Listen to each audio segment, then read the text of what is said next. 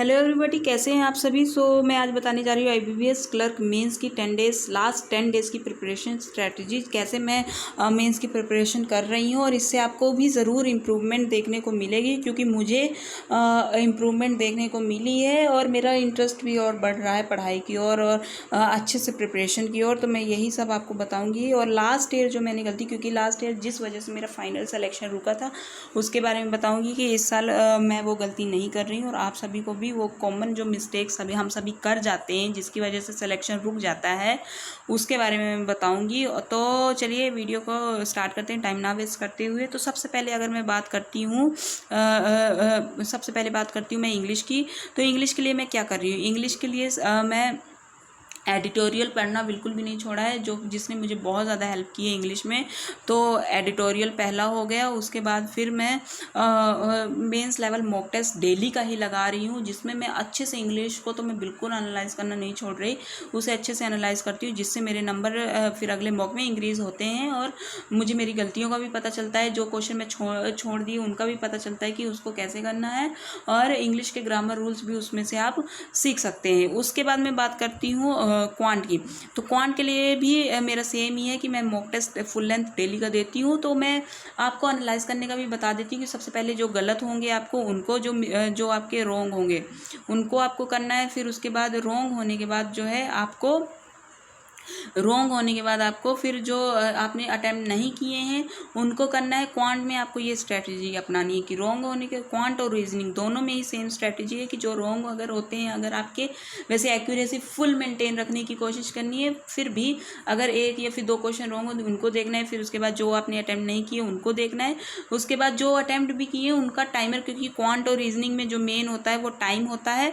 तो उसमें आपको देखना है कि अगर ये पजल या फिर ये डीआई या फिर ये क्वेश्चन मुझे इतना टाइम लगा है, तो इसमें मैं कौन सी ऐसे तरीके से करूँ या फिर उसे दोबारा सॉल्व करने की कोशिश करनी है कि इस तरीके से करूँ कि टाइम उसमें कम लगे।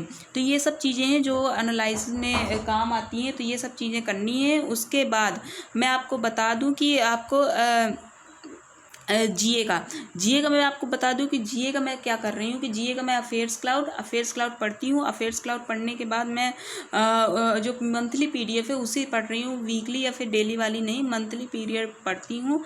उसके बाद प्रैक्टिस मॉक जो है उसमें फ्री क्विजेस आते हैं, 50 क्वेश्चंस का होता है। मतलब एक वीक के 2 क्विजेस आते हैं 50 क्वेश्चंस के। उनको करने के बाद उनका जो है अच्छे से एनालिसिस, जो क्वेश्चन नहीं हुए, जो गलत हुए, फिर जो हुए भी हैं उन्हें रीड करती हूँ। जिससे कि देखिए, अगर एक हफ्ते की 100 न्यूज़ आपने, एक हफ्ते का अगर आपने 100 न्यूज़ पढ़ी, तो उसके बाद आप देख लीजिए कि आप 4 हफ्ते में कितनी न्यूज़ पढ़ेंगे। 4 हफ्ते में 400 न्यूज़ आपने यहाँ से कवर कर ली अच्छे से, और जो आप मंथली वाला पढ़ते हैं उसमें भी कवर कर ली, और जो आप एक मॉक देते हैं उसमें 50 न्यूज़ कवर करते हैं एक मॉक। तो अगर आपने 10 दिन में 10 मॉक दे दिए तो आप कितनी न्यूज़ कवर करेंगे, 500 न्यूज़ आप यहाँ से कवर कर जाएंगे। तो ऐसे में आपका जो है रिवीजन भी होगी, आपकी प्रिपरेशन भी अच्छे से जीए की होगी, और आप नंबर ऑफ क्वेश्चन, बाकी वो बात की बात है कि आपका लेवल किस तरह का आ गया, किस तरह आपने क्वेश्चन अटैम्प्ट किए, फिर वो जीए किस तरह की लेवल आ गया, वो बात की बात है। लेकिन मैं आपको बता दूं कि मेरा जो तरीका है पढ़ने का वो यही है कि जैसे आज अगर मैं अब थोड़ी देर बाद या फिर कुछ टाइम बाद मैं मॉक टेस्ट, एक फुल लेंथ मॉक रात को सोने से पहले देती हूँ। मॉक टेस्ट दिया मैंने, उसके बाद फिर मैं क्या करूँगी कि उससे अगले दिन मैं पहले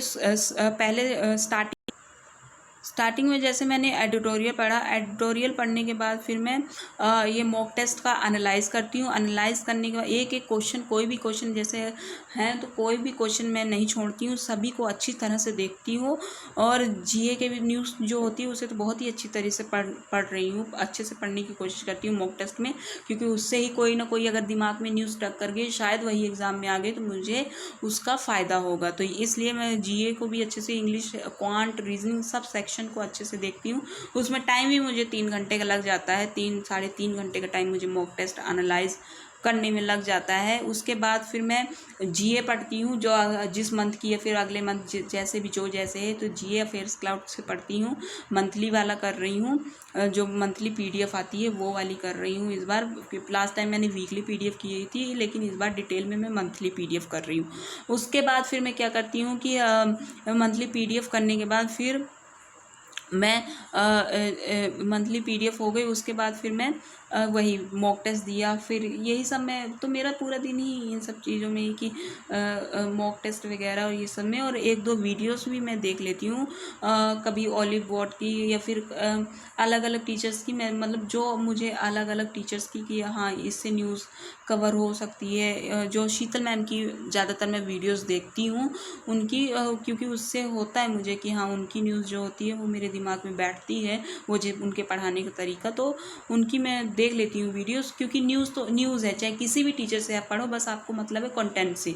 तो मुझे उनसे समझ में आता है, उनके पढ़ाने का तरीका अच्छा लगता है, तो इसीलिए फिर मैं उनकी वीडियो देख लेती हूँ। तो उससे मेरे अगर एक दो न्यूज़, चलो कहीं ना कहीं अगर एक दो वीडियो आप देखोगे तो कहीं ना कहीं से तो शायद है कि अगर क्वेश्चन फंस गए तो आपको उसका आंसर आना चाहिए। बस यही मेरा मेन मोटिव है, चाहे जहाँ से भी जीए मुझे मिले।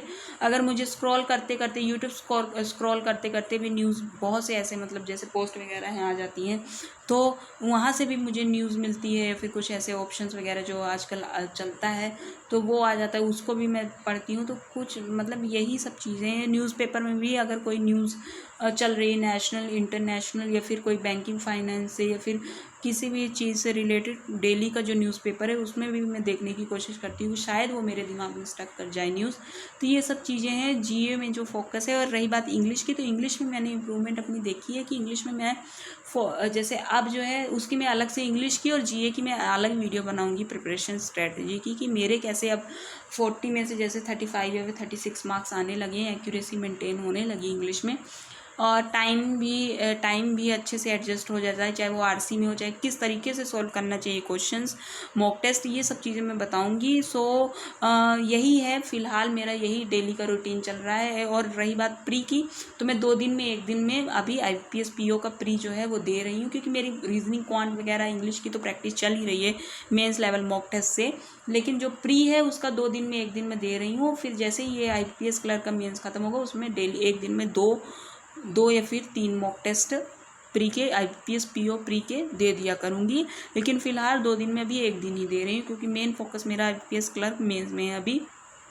सो उम्मीद करती हूँ कि आपको ये वीडियो पसंद आई होगी। आप अपने सजेशन कुछ देना चाहते हैं मुझे कि और भी क्या ऐड ऑन हो सकता है, तो उसके लिए प्लीज़ कमेंट करिएगा।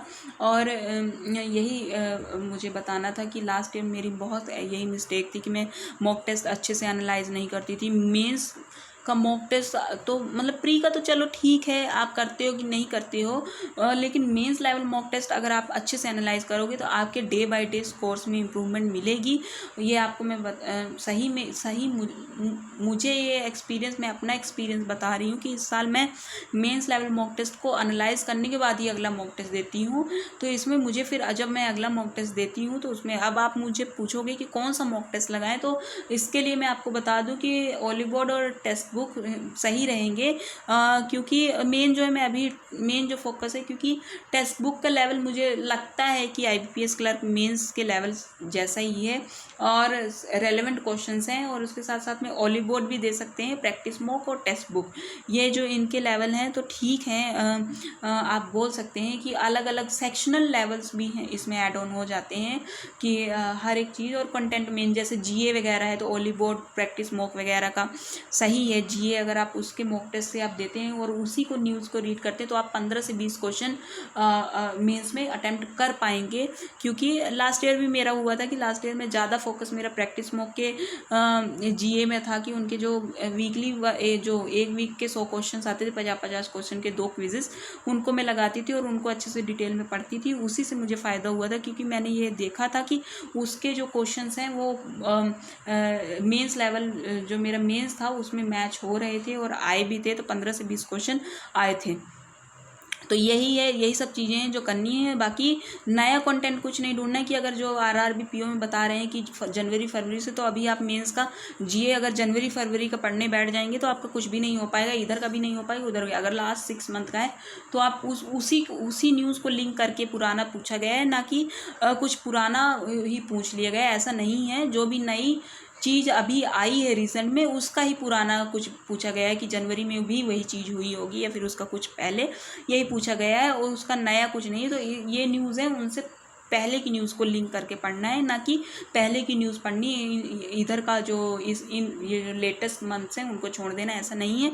जो आप पढ़ रहे हैं उसी को पढ़िए, नया पढ़ेंगे तो सही मैं बोल रही हूँ कि पेपर में बहुत दिक्कत हो जाएगी, तो इसीलिए यही एडवाइस मैं दूंगी। बाकी आप सभी अच्छे से जानते हैं कि क्या करना है क्या नहीं करना है। So thank you all.